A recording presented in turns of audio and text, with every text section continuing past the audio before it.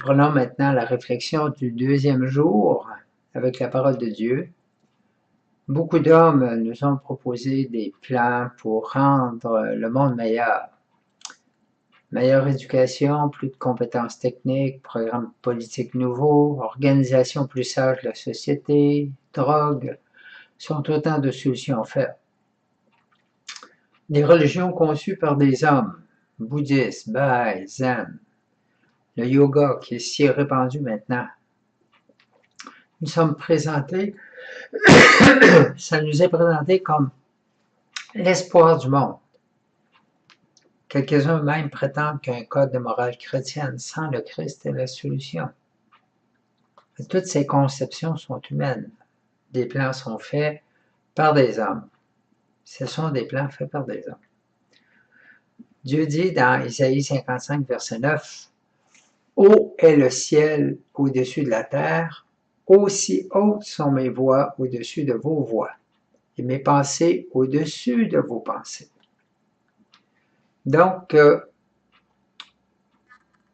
nous sommes appelés à accueillir les voix du Seigneur qui sont au-dessus de nos voix. Nous sommes appelés à faire cette confiance que Dieu, qui nous a fait, qui est notre Créateur, qui est notre Père, a un projet avec lui, un projet qui est complètement en dehors des normes que nous avons nous-mêmes du succès ou quoi que ce soit, et qui nous appelle afin de nous combler dès maintenant et que nous soyons dans cette joie d'être sauvés, mais pour ça, ça exige vraiment cette acceptation de son projet.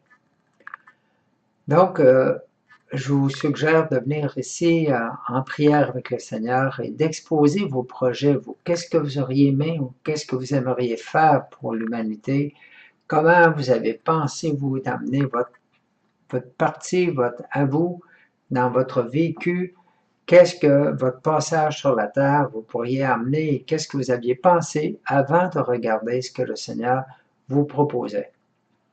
Et maintenant, de dire au Seigneur aussi comment vous vous sentez devant ce projet-là, que le Seigneur veut venir prendre, veut faire des changements, veut faire des nouveautés et veut vous transférer dans le royaume de son Fils.